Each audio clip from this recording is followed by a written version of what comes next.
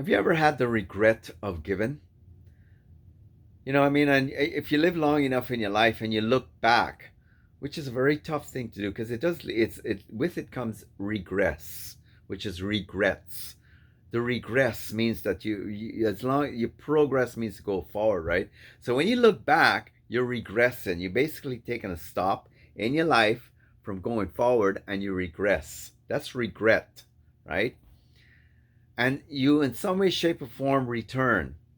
When you regret, you return. And the concerning factor about it, even though we sometimes need to work out things that has happened to us in our lives, because it helps us to be able to be quite inquisitive and quite introspective and quite like an arrow, like a microscope. We begin to look closely that instead of when we did before, because whoever we were before didn't have the equipment as we do now, right? Hindsight, right? You grow in wisdom too. Experience will give you a lot of wisdom. Of course, the best kind of wisdom you'll ever have will not be from experience, but by having the wisdom to make right choices.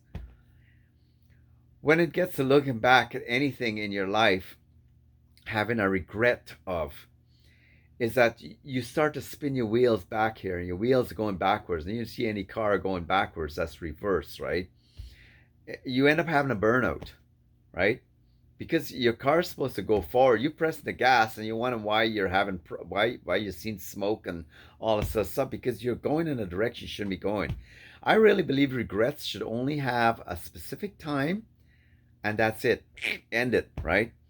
Now here's the thing about giving and regretting it.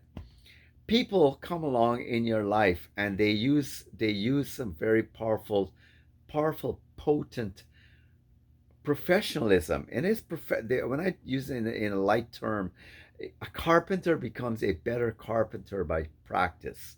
Same like an electrician, whatever the case is, whatever it is that you're gonna do, right, in life, you become better at it. You become a professional.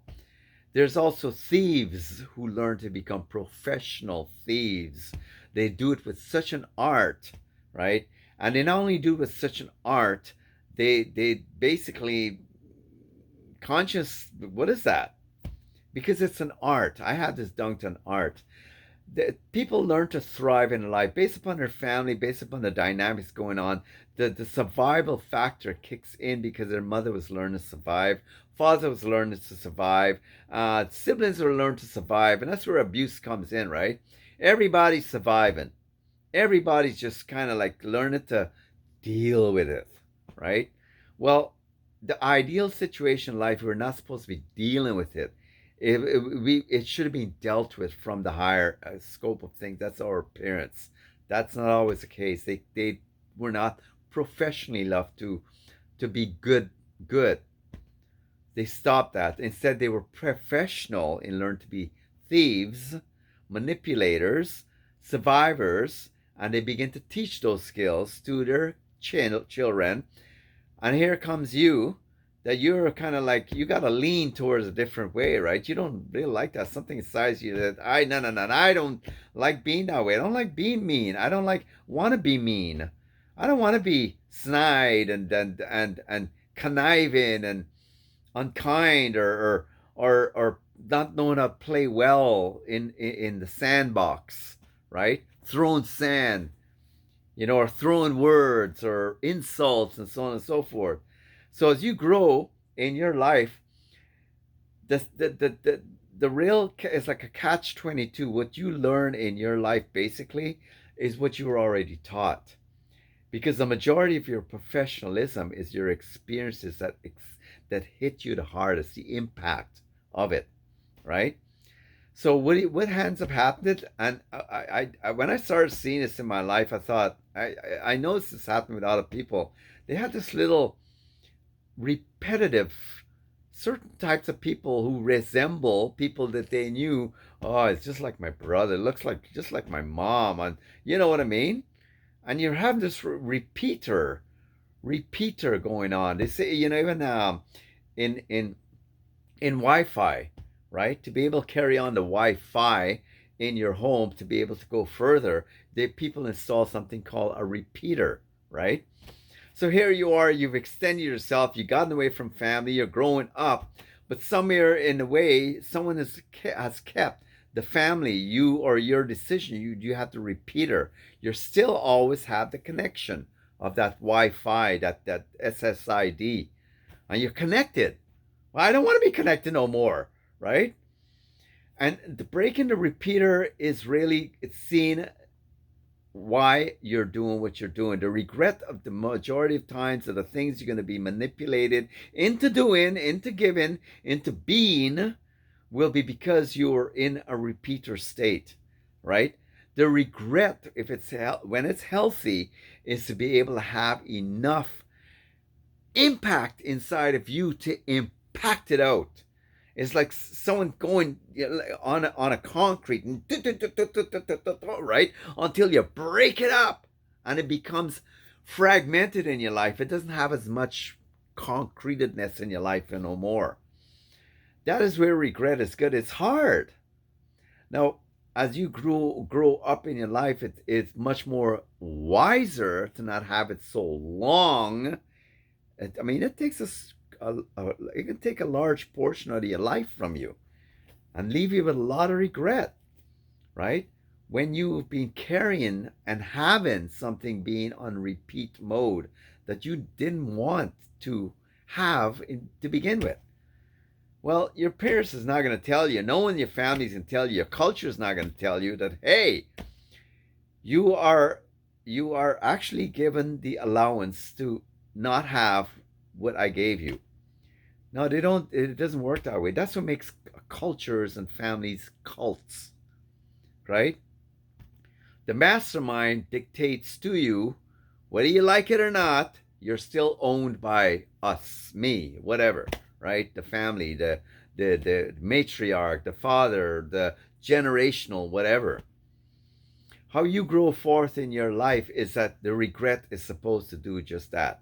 The right regret is supposed to get you upset enough. Where it didn't bother you before, it's a cause and upset. It's the same like taking something that's settled up it. It doesn't settle in your life anymore. Not upset to be angry and be bitter and to be unforgiven, but to be able to deal with it. So when it comes to visit you through another person, and there's something I discovered too. When you're in your workplace, it's amazing how certain types of people gravitate to you where other people's won't. And those people will actually be the very ones that you are so familiar with. And to break the familiarity from them and from what's going on, and that's where it's causing a bad day once again. You don't want to go to work anymore.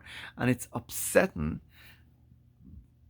is that when you start to deal with these areas in your life of the repetitiveness, those people stop coming around you. And how do you do that?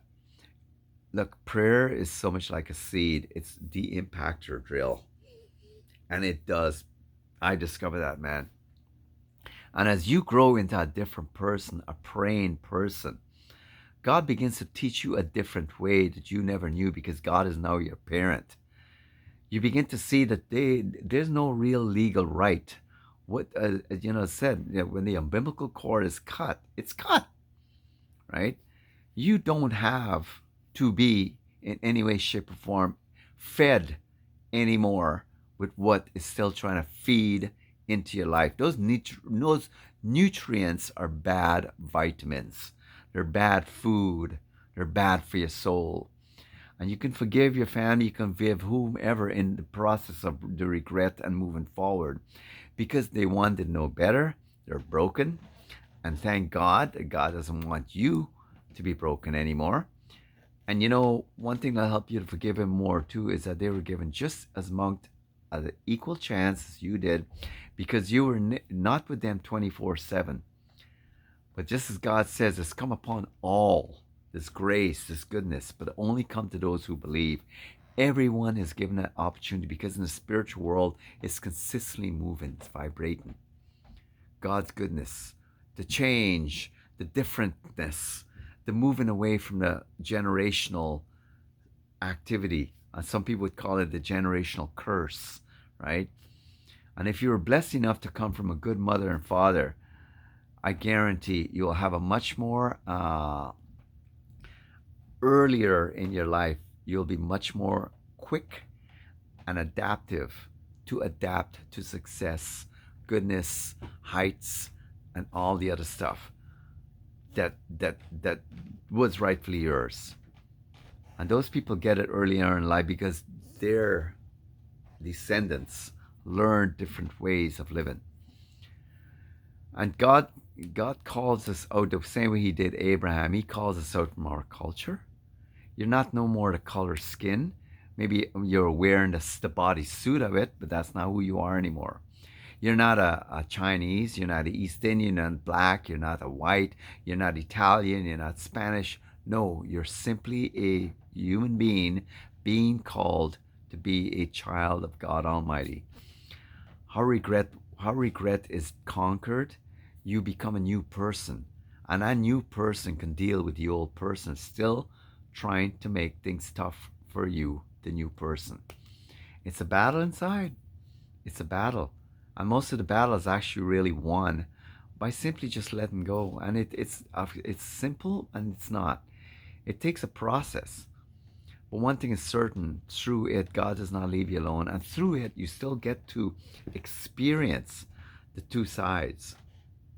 Because God, as God's working with you, you will experience the people whom you should be relating to in a healthy manner, as if you came from good parents, as if you came from a good stock, right? So whatever the regret is that you are having in your life, whatever the things that you're dealing with, consider it a thing of the past. And there's nothing wrong with having regret, but don't let it last too long because it belongs back there. It's if regret pushes you to become different the next time you have an interaction as to what causes the regret, you will begin to behave differently. And that person will sense it. That person will know that, hey, wait a second, I can't do this with you. They'll move on. I don't know. I can't steal from this person. I can't get away with what I think I can do with this person. And even though they may kind of like have the similar feeling that I can feel, I can fish them, I can pull them in. You know, there's something that says, no, this is gonna be a tough one. This is gonna be a tough bait here. This is gonna be a tough victim, and they'll leave you alone, and your regrets will decrease, and your prosperity will go forward. Because much of what people like to do and take and whatever from you is that they're doing just that. And it means that you have to go back to the bank of God to get it back again. There's nothing worse feeling to have stuff stolen from you. Your time, your life, your energy. You give it to a marriage, you give it to a job, you give it to a society, you give it to a culture through traditions. You do all these repetitive, stupid, ridiculous, and nonsensical things, and you wake up one day and you go, for what? To be pleased to other people, to be acceptable? Forget all that. I got freedom. I got freedom the way a butterfly does. I got freedom the way an eagle does, man. Because I got wings. There's still turkeys hanging down there, but I've got wings. I can fly. Look at the sights. Look at the sights I can see now. An eagle sees so many amazing things that turkeys can't. Have a good day. Do like, subscribe.